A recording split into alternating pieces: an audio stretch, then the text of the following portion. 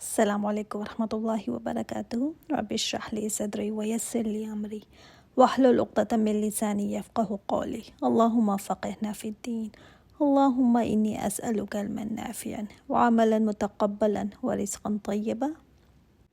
سورۃ الجن کو دیکھتے ہیں آج۔ مکی سورت ہے یہ اور 2 رکوعات پر مشتمل ہے، مختصر سی سورت ہے۔ اس سورت میں جنوں کا ذکر ہے اور آیت نمبر 15 تک ان کی کنورسیشن بتائی گئی ہے، اسی وجہ سے اس کا نام سورۃ الجن ہے۔ ویسے تو جنوں کا ذکر قرآن کریم میں اور جگہ بھی آیا ہے۔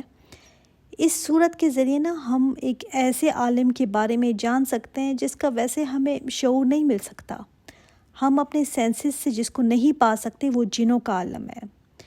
اب یہ سورت، اس کا شان نزول یہ کب نازل ہوئی؟ نبی کریم صلی اللہ علیہ وآلہ وسلم جب مکہ میں تھے اور آپ کے اوپر بڑے غم کے پہاڑ ٹوٹے تھے۔ آپ صلی اللہ علیہ وسلم کے چچا ابو طالب کی وفات ہو گئی تھی۔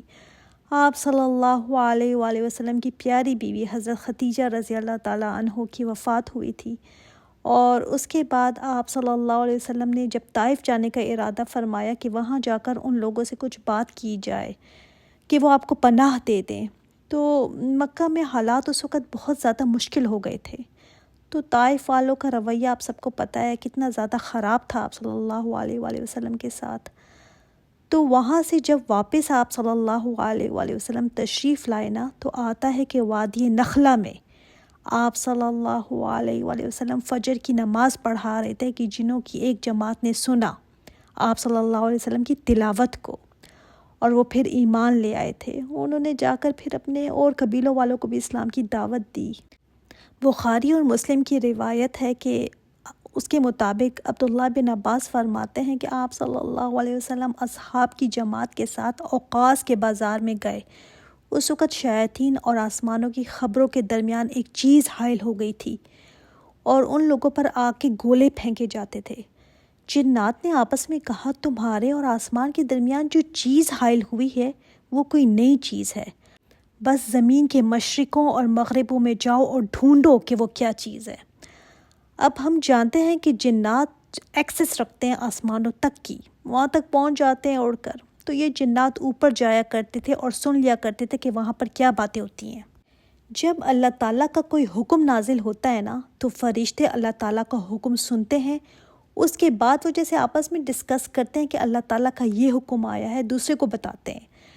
تو اللہ تعالیٰ کا کوئی حکم جب آئے تو فرشتوں پر بہت زیادہ اس وقت خوف طاری ہوتا ہے، اور جب یہ حکم مکمل ہو جاتا ہے تو وہ آپس میں پھر باتیں کرتے ہیں۔ تو حکم یہ جن جو ہے وہ اوپر جا کر سنا کرتے تھے یہ باتیں، پھر وہ باتیں یہ جا کر نجومیوں کو بتاتے ہیں جن کے ساتھ ان کا رابطہ ہوتا ہے۔ انسانوں میں سے بھی جو نجومی ہے پھر یہ نجومی سچ جھوٹ لگا کر لوگوں کو بتاتے ہیں۔ تو اب کچھ عرصے سے جب یہ جن اوپر کی طرف جاتے تو ان پر شہاب ثاقب پھینکے جاتے تھے، آگ کے گولے پھینکے جاتے، جن پر بڑے یہ پریشان ہو کر کہ آخر ماجرا کیا ہے۔ ہم پہلے تو بڑے آرام سے اوپر جایا کرتے تھے، جاسوسی کیا کرتے تھے، اب کیا ایسی بات خاص ہے؟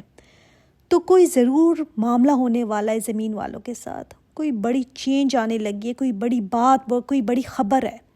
تو اس کا پتہ کرنے کے لیے یہ زمین میں ذرا گھومے، ادھر ادھر ہوئے کہ پتہ کریں کہ آخر بات کیا ہے۔ اس میں سے پھر کچھ نے آپ صلی اللہ علیہ وسلم کی تلاوت سنی تھی۔ نبی علیہ الصلاۃ والسلام تمام جنوں انس کے لیے رسول بنا کر بھیجے گئے ہیں، یعنی جنوں کے لیے بھی آپ صلی اللہ علیہ وآلہ وسلم ہی رسول ہیں۔ تو یہ ایک واقعہ تھا، مگر اس کے علاوہ اور واقعات بھی آتے ہیں، پھر ہم ساتھ ساتھ دیکھیں گے کہ کیسے آپ صلی اللہ علیہ وسلم کا جو انٹریکشن جنوں کے ساتھ بعد میں بھی ہوتا رہا تھا۔ ابو ہریرہ بیان کرتے ہیں کہ نبی کریم صلی اللہ علیہ وسلم نے فرمایا کہ ایک سرکش جن رات کو مجھ پر حملہ آور ہوا تھا تاکہ میری نماز خراب کر دے، تو اللہ تعالیٰ نے مجھے اس پر قدرت دی۔ میں نے ارادہ کیا کہ میں اس کو مسجد کے ستونوں سے ایک ستون کے ساتھ باندھ دوں حتیٰ کہ تم صبح اس کو دیکھ لیتے، لیکن پھر مجھے سلیمان علیہ السلام کی دعا یاد آئی کہ اے میرے رب، مجھے ایسا ملک عطا فرما جو میرے بعد کسی اور کو نہ ملے۔ تو آپ صلی اللہ علیہ وسلم نے پھر اس کو چھوڑ دیا تھا۔ جن ایک حقیقی مخلوق ہے، یہ میں اس لیے کہہ رہی ہوں کہ کچھ لوگ اس کا انکار کرتے ہیں، بہت زیادہ جب عقل استعمال کرنے لگے تو وہ ہر اس چیز کا انکار کر دیتے ہیں جو دیکھ نہیں سکتے آپ، یا آپ محسوس نہیں کر سکتے، آپ کے سینسز اس کو پا نہیں سکتے۔ تو جنات کے وجود کا ثبوت قرآن میں ہے۔ یہ بھی ایک مخلوق ہے اور بعض دفعہ انسانوں کو ان سے واسطہ بھی پڑتا ہے دنیا میں۔ جنات کی دنیا نا ایسی ہے کہ وہ ہمیں دیکھ سکتے ہیں، ہم ان کو نہیں دیکھ سکتے۔ ان کی ایسی تخلیق کی گئی ہے کہ ہم ان کو دیکھ ہی نہیں پاتے انلیس کہ وہ اپنے آپ کو ظاہر کر دیں۔ جن جو لفظ ہے نا وہ جیم نون نون سے ہے، انسین، یعنی جس کو آپ دیکھ نہیں سکتے۔ جیسے ماں کے پیٹ میں جو بچہ ہوتا ہے اس کو کیا کہتے ہیں؟ جنین۔ اور جنین بھی وہ کیوں کہلاتا ہے؟ کیونکہ اس کو دیکھا نہیں جا سکتا۔ اچھا، انسان کی یہ کمزوری سمجھ لیں کہ وہ چاند تک تو پہنچ گیا اور ایلینز کی باتیں کرتے ہیں، اس کے بارے میں جاننے کا بہت شوق رکھتے ہیں، لیکن اس مخلوق کو اگنور کرتا ہے جو اس کے ساتھ کھاتی ہے، پیتی ہے، سوتی ہے، گھروں میں داخل ہو جاتی ہے۔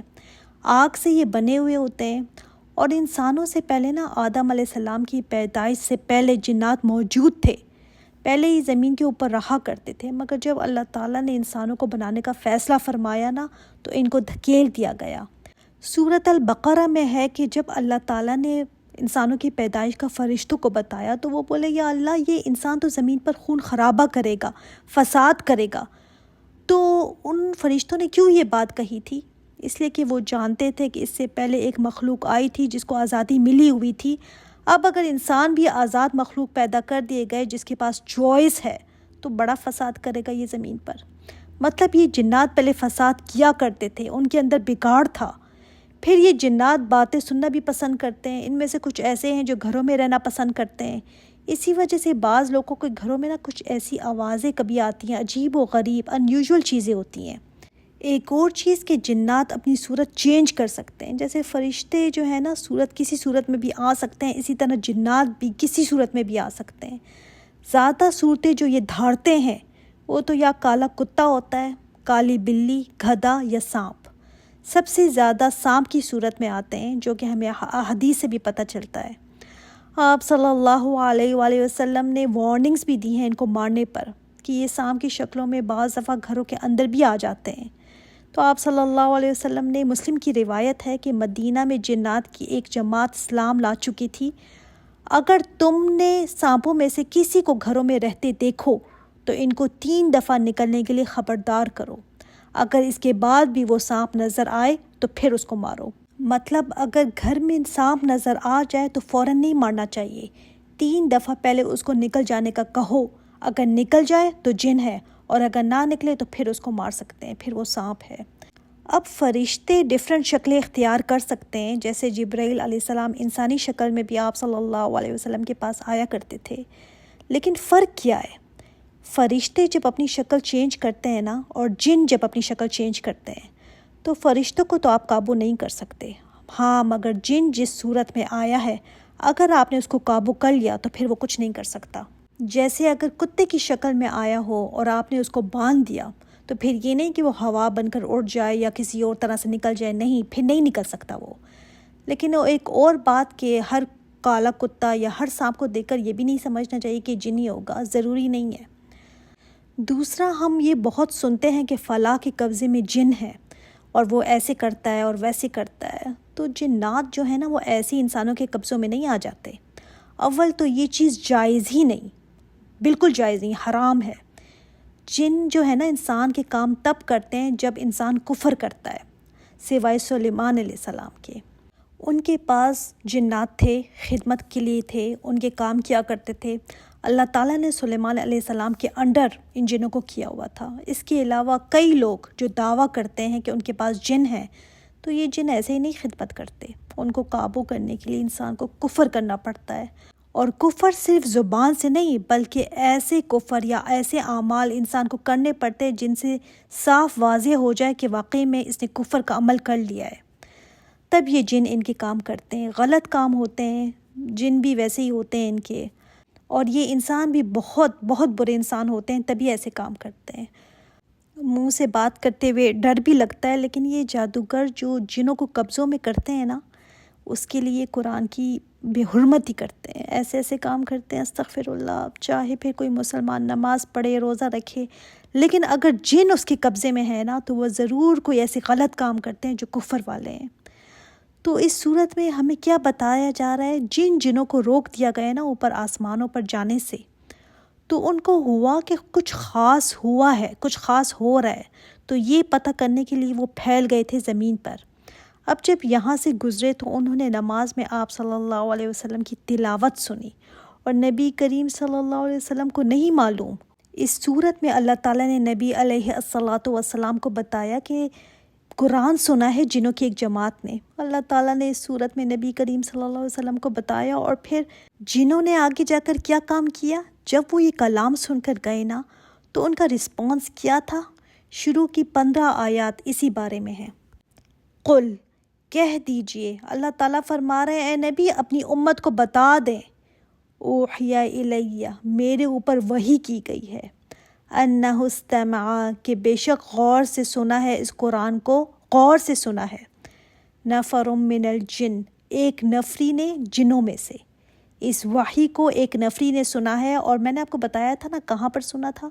نبی علیہ الصلاۃ والسلام کی زبان سے۔ اور آپ صلی اللہ علیہ وسلم جب قرآن پڑھ رہے ہوں گے نا تو کیا وہ پڑھنا ہوگا، کیسا خوبصورت ہوگا، کیسے ان کے دل پر اثر کرتا ہوگا۔ فقالو، تو انہوں نے کہا، اب دیکھیں ان کا ریئیکشن کیا تھا، سنتے ہی انہوں نے کیا کہا، انا سمعنا قرآنا عجبا، بے شک ہم نے عجیب قرآن سنا ہے۔ عجب سے مطلب حیرت انگیز، جیسے ہم کہتے ہیں نا عجیب ہی آج میرے ساتھ کوئی بات ہوئی ہے، ان یوزول کہتے ہیں ہم نے قرآن سنا ہے۔ اور اس میں یہ بھی بات آتی ہے کہ وہ کلام سنا ہے جو دل کو بھائے، اثر کرے۔ اور یہ کس کو بتا رہے ہیں؟ فقالو، انہوں نے کہا، کس کو کہا؟ سن کر کس کو جا کر بتا رہے ہیں؟ انسانوں کے پاس نہیں، جنوں کے پاس گئے، اپنے گھروں کو، اپنے قبیلوں کو جب واپس گئے تو اپنے قبیلوں کو جا کر بتایا کہ ہمارے ساتھ بڑا ہی عجیب واقعہ ہوا ہے، ہم نے ایک ایسا کلام سنا ہے جو دل میں اترنے والا ہے۔ اب دیکھیے سبحان اللہ، یہ صورت ہمیں کیا بتاتی ہے کہ یہ جو صورت کی پلیسمنٹ ہے نا، یہ اللہ تعالیٰ کی طرف سے ایسے نہیں اتری تھی۔ یہ اللہ تعالیٰ نے بتایا جبرائیل علیہ السلام کے ذریعے کہ اے نبی اس صورت کو یہاں پر رکھیے گا۔ لک ایٹ دی پلیسمنٹ، سورہ نوح کے بعد سورہ جن، کچھ غور کیا ہے؟ آیت سنتے ہی کچھ ذہن میں آتا ہے آپ کے کہ کیا اس کا تعلق ہے پچھلی صورت کے ساتھ؟ اس صورت میں دیکھیے نوح علیہ السلام 950 سال تک اپنی جان گھلاتے رہے، انہوں نے اپنی جان لگا دی تھی انسانوں کو سمجھاتے سمجھاتے، مگر ان پر کوئی اثر نہ ہوا، جنریشنز کی جنریشنز چلی گئیں۔ اور جنوں کی ایک جماعت نے صرف ایک بار قرآن سنا ہے، صرف ایک بار، اور قرآن ان کی دلوں میں ایسے اترتا ہے، اس سے پتہ چلتا ہے نا کہ اللہ چنتا ہے کچھ دل جن پر اثر ہوتے ہیں۔ بات صرف یہ نہیں ہے کہ بتانے والے نے کیسے بتایا۔ نوح علیہ السلام اللہ تعالیٰ کے بڑے جلیل و قدر پیغمبر ہیں، اولو العظم پیغمبروں میں سے ہیں، ٹاپ کے پیغمبر ہیں، انہوں نے کس طریقے سے نہیں اپنی بات پہنچانے کے لیے کوشش کی ہوگی؟ جو بھی اس وقت سورسز اویلیبل تھے، جس لحاظ سے بھی ممکن تھا، نوح علیہ السلام نے کوشش کی پہنچانے کی، مگر بات بے اثر رہی۔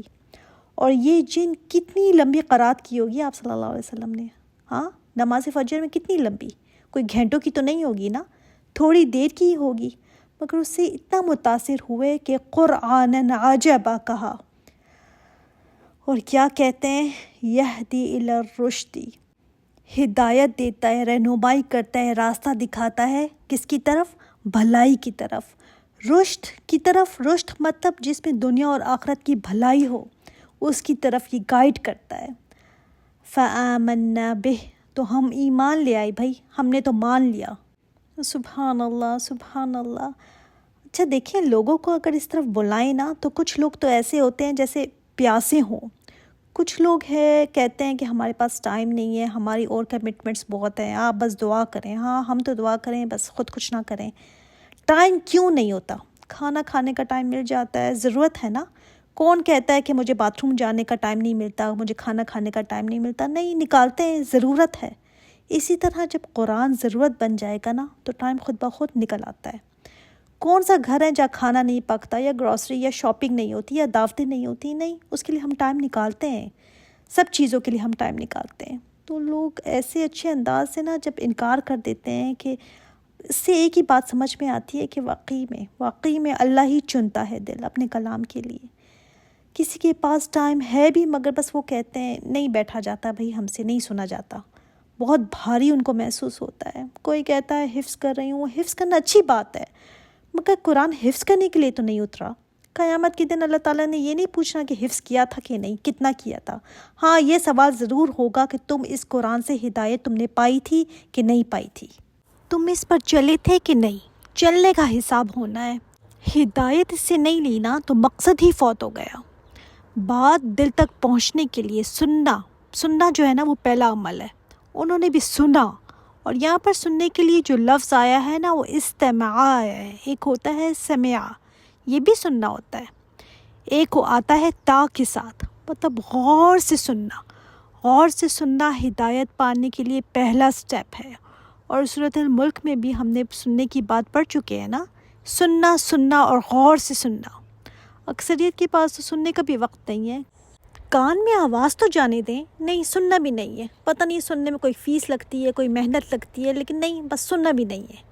جنات نے غور سے سنا، اور میں یہ کہوں گی کہ جب بھی آپ قرآن کے لیے بیٹھے نا تو یہ نہیں کہ بس ساتھ ساتھ کام بھی چل رہے ہیں، ساتھ ساتھ قرآن بھی لگا ہوا ہے، برتن بھی دھل رہے ہیں، ٹیکسٹنگ بھی چل رہی ہے، صفائیاں بھی ہو رہی ہیں اور ساتھ ساتھ قرآن بھی ہو رہے ہیں۔ نہیں، دل پر اس سے اثر نہیں ہوگا، اس کا پھر کوئی فائدہ نہیں ملے گا آپ کو۔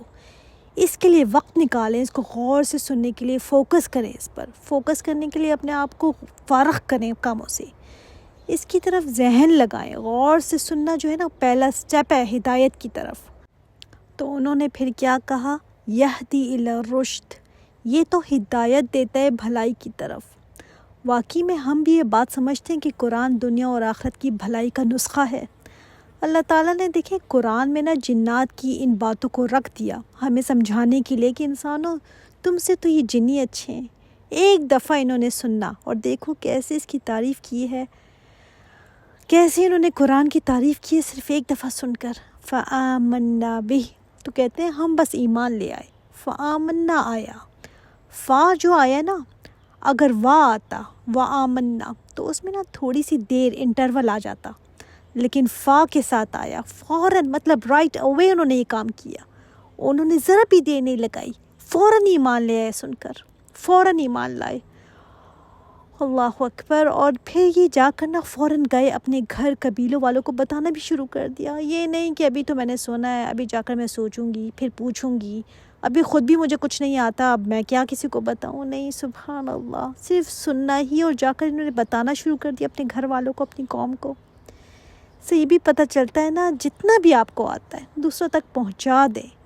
انہوں نے کیا 7 سالہ کورس کیے تھے، کوئی ڈگری لی تھی، مگر جتنا بھی وہ سمجھے قرآن کو بتا دیا جا کر اپنی قوم کو۔ فآمنا بہ، کہہ رہے ہم تو ایمان لے آئے اس پر۔ وَلَن نُشْرِكَ بِرَبِّنَا أَحَدًا، ہرگز ہم نہیں شریک کریں گے اپنے رب کے ساتھ کسی کو بھی۔ بات انہوں نے فوراً کیوں کہی؟ اس لیے کہ یہی بات تو بیس ہے نا دین اسلام کی۔ لا الہ الا اللہ کیا ہے؟ یہی تو ہے نا کہ شرک نہیں کرنا۔ توحید بیس ہے قرآن کی، کوئی شریک ہے ہی نہیں اس کے سوا۔ لا الہ نفی کر دی ہر چیز کی، کہ کوئی الہ ہے ہی نہیں سوائے اللہ کے۔ ایک دفعہ سننے سے نا ان کو یہ بات سمجھ آ گئی تھی کہ شرک سے باز رہنا ہے۔ اگر کہا جائے نا قرآن پاک کی بیس کیا ہے تو وہ توحید ہے، اور یہی بات وہ سمجھ گئے تھے۔ آپ صلی اللہ علیہ وآلہ وسلم نے فرمایا نا لوگوں شرک سے بچو، کیونکہ اس کی آہٹ چونٹی کی آہٹ سے بھی زیادہ ہلکی ہوتی ہے۔ چونٹی جب چلتی ہے آہٹ آتی ہے، آواز آتی ہے؟ نہیں آتی نا، جب وہ چلتی ہے کوئی آہٹ ہمیں محسوس ہوتی ہے؟ نہیں۔ فرمایا اس کی آہٹ سے بھی زیادہ ہلکی آہٹ شرک کی ہے، یعنی کریپ ان کرتا ہے اور انسان کو پتہ بھی نہیں چلتا کہ وہ شرک میں مبتلا ہو گیا ہے۔ اللہ تعالیٰ ہمیں ہر قسم کے شرک سے محفوظ رکھے۔ ہمیشہ دعا کرتی رہنی چاہیے کہ اللہ ہمارے ایمانوں کو بچا کر رکھنا، ہمارے ایمانوں کو خالص رکھنا۔ جب تک خالص توحید نہیں ہے نا، انسان بچ نہیں سکتا پھر آخرت میں۔